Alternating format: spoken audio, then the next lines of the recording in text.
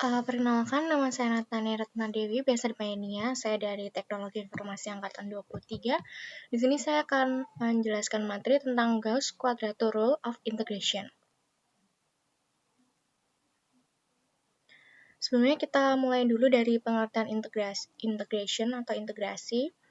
Jadi integrasi itu untuk mengukur area di bawah kurva. Di mana rumusnya sendiri itu bisa teman-teman lihat di sebelah sini ya. Dengan fx itu adalah kurvanya, terus A itu adalah batas bawah dari integrasi dan B adalah batas atas dari integrasi. Selanjutnya kita masuk ke two-point Gaussian Quadrature Rule. Oke, basis dari Gaussian Quadrature Rule itu sendiri adalah dari rumus trapezoidal rule ya. Kalau trapezoidal rule biasa kan teman-teman udah tahu nih rumusnya, udah kita bahas juga di video sebelumnya. Nah, sekarang untuk di Gauss Quadrature Rule itu sendiri bisa kita tuliskan menjadi seperti ini untuk rumus integrasinya. Di mana C1 itu adalah B min A per 2 dan C2 itu juga sama B min A per 2. Jadi seperti ini ya teman-teman. Ini C1, ini C2. Selanjutnya,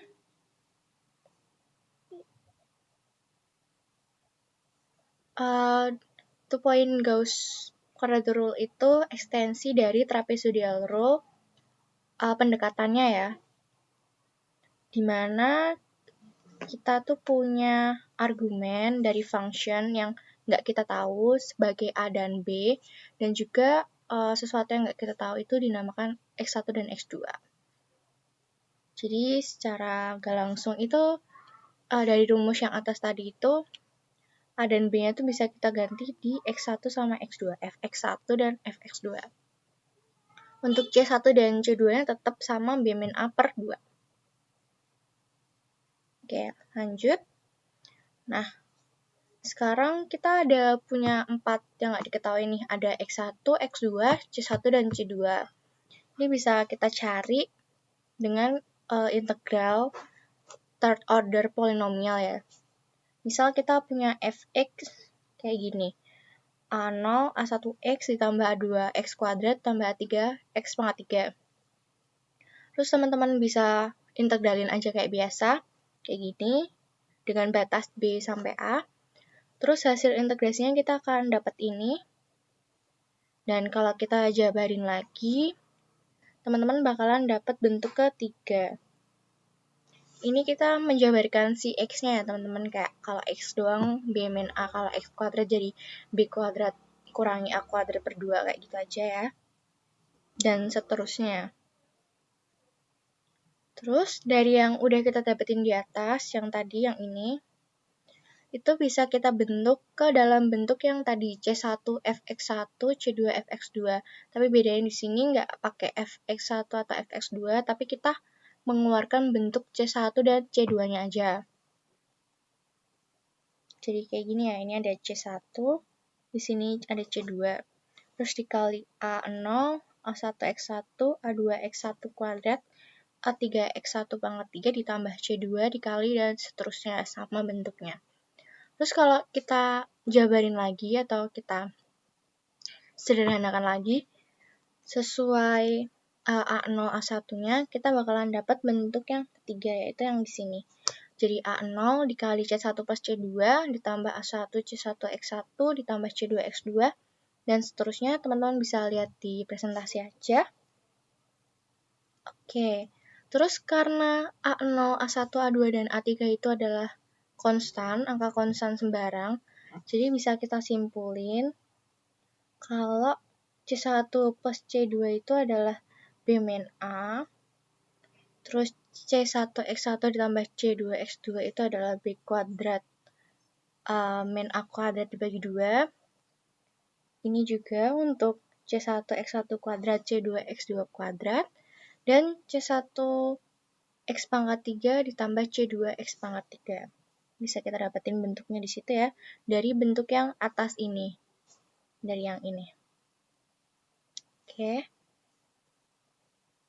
Terus, nah, Untuk simultan nonlinear equation, kita kan bisa dapat nilai X1, X2-nya ya.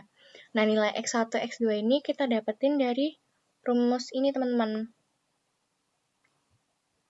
Dari ini. Ini adalah rumus untuk mencari nilai X1, dan ini adalah rumus untuk mencari nilai X2. Perbedaannya terletak di 1/3-nya. Yang satu adalah minus, dan yang satu positif ya. Oke, lalu untuk C1 dan C2-nya teman-teman udah tahu, mereka itu nilainya B-A/2. Oke, selanjutnya kan kita berarti udah tahu nih. Kita dapat C1 kan tadi di atas, kita juga dapat C2, dan kita dapat X1 dan juga X2. Terus kita masukin aja ke rumus integrasinya. Jadi C1, ini C1, terus ini Fx1, ini C2, dan ini Fx2, di mana BA-nya itu nanti tergantung lower sama upper integrasinya yang diminta di soal ya, yang ini. Oke, ini adalah hasil rumus untuk 2-point Gaussian quadrature rule. Gimana kalau higher point Gaussian quadrature rule? Kan nggak mungkin nih kita pakai 2-point terus. Nah, kalau higher point-nya bisa teman-teman lihat di sini ya. Ini kalau teman-teman lihat di presentasi, sekarang kita ada ketambahan C3 Fx3. Kalau tadi kan cuma sampai Fx2 aja ya. Nah, ini disebut sebagai 3-point Gauss quadrature rule, di mana koefisien C1, C2, dan C3 sama punya functional argumen X1, X2, dan X3. Oke, untuk tadi yang 2 point itu kan kita pakai third polynomial ya, order 3. Nah, kalau 3 point, di sini kita bakalan pakai fifth order polynomial atau polynomial derajat 5. Caranya sama aja kayak tadi teman-teman, kita jabarin dulu untuk fx-nya di polinomial derajat 5. Terus kita, karena tadi kita kan udah dapat bentuknya nih, kalau integral dari suatu fx di B sampai A untuk di Gauss quadrature itu adalah C1 Fx1 tambah C2 Fx2 ditambah TTT sampai CNF X pangkat N. Jadi kayak gini.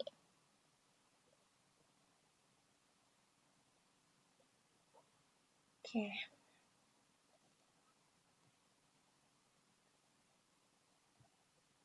Terus ini ada contoh atau lebih ke tabel sih, tabel argumen dan weight factor untuk endpoint Gauss quadrature formula.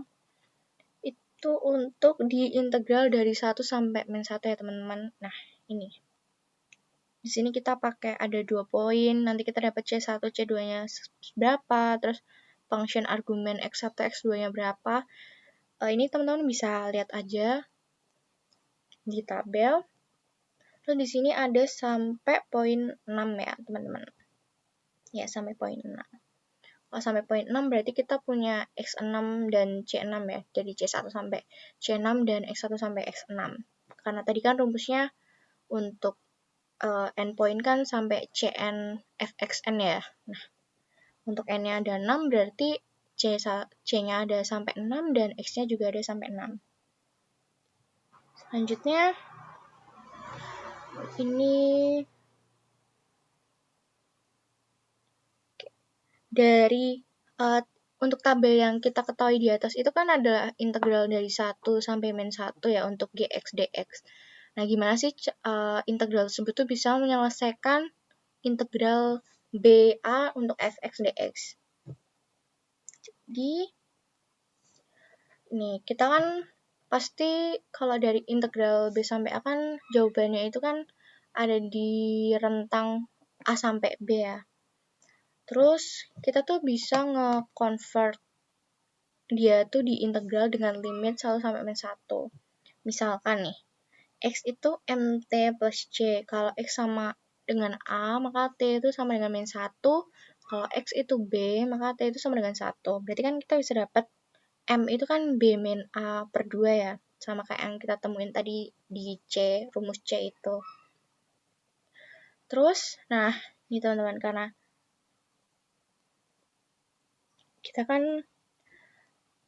kita juga dapat kalau C itu adalah ini. Berarti kita bisa hitung X-nya, dan kita juga misalin DX-nya itu sebagai DT ini. Terus ya udah disubstitusiin aja ke value-nya, integrasinya. Jadi F-nya kan tadi jadi MT plus C ya teman-teman.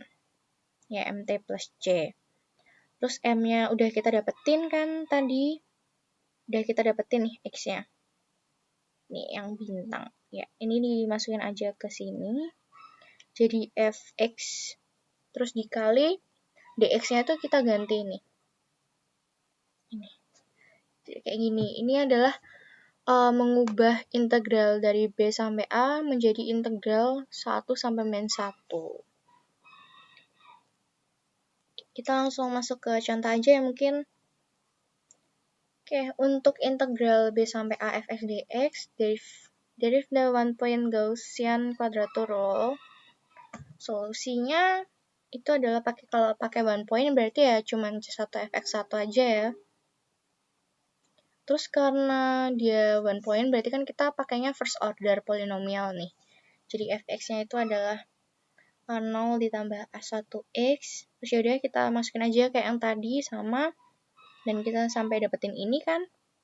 Ini sama aja stepnya cuman beda derajat polinomialnya aja. Terus it's follow that's ini kan. Jadi kayak gini. Dengan C1-nya itu kan B min A ya teman-teman. B min A per 2. Nah, ini kita dapat ini.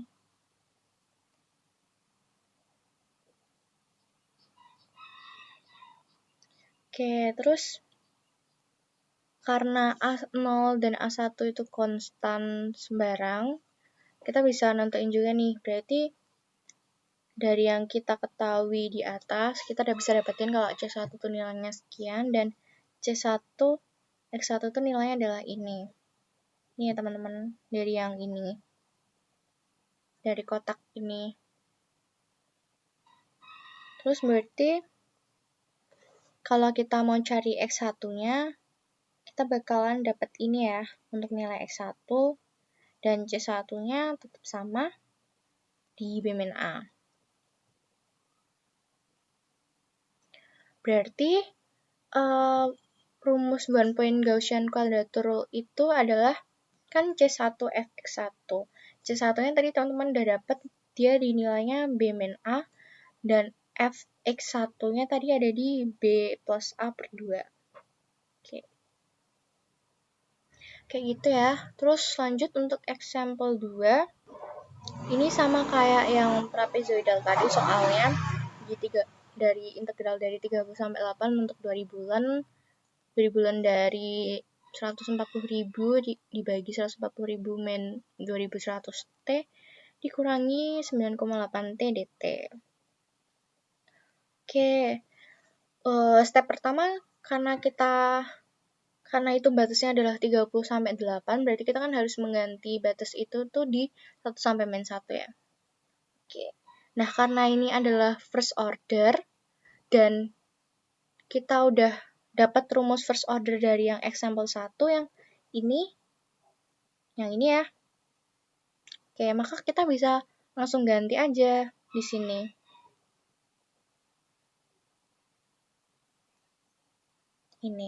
Ini adalah C1, terus ini tuh X1-nya.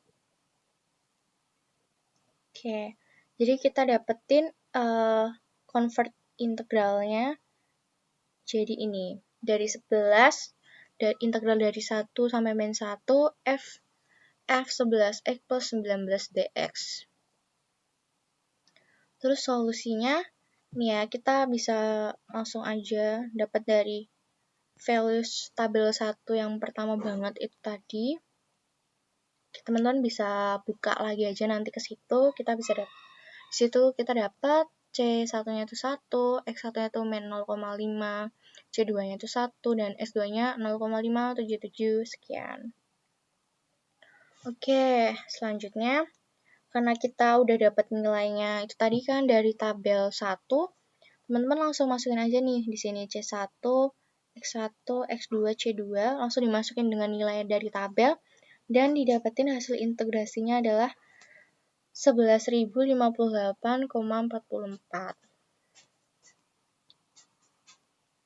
Oke, terus nah ini buat nyari F-nya aja ya teman-teman. F segini dapatnya segini, dan F segini dapatnya segini. Ini teman-teman hitung aja kayak biasanya, tinggal dimasukin aja ke kalkulator. Nanti teman-teman bakalan dapat segitu untuk F 12,6 dan 25,3. Ini nanti bakalan dihitung di sini ya teman-teman. Ini tadi F 12,6 dan ini F 25,3. Oke, terus selanjutnya untuk true error, teman-teman kalau masih ingat true error itu kan rumusnya true value dikurangi approximation value ya. Nah, kalau kita ngerjain integralnya itu kayak biasa yang batas 30-8, itu kita bakalan nemuin di 11.061,34. Terus approximation value-nya itu apa? Approximation value-nya itu kita temuin dari ini ya, teman-teman, dari kuadratur formulanya kita dapat di 11.058,44. Ya udah dikurangin aja, kita dapat di 2,9. Terus untuk absolute relative true error-nya itu apa? Itu adalah true value dikurangi approximation value dibagi true value-nya dikali 100%, karena biasanya ini dalam bentuk persen. Terus kita dapetin absolute relative true error-nya itu adalah 0,0262%. Oke, sekian materi Gauss Quadrature Formula. Kurang lebihnya mohon maaf apabila ada salah kata maupun kata-kata yang kurang berkenan. Saya minta maaf, terima kasih.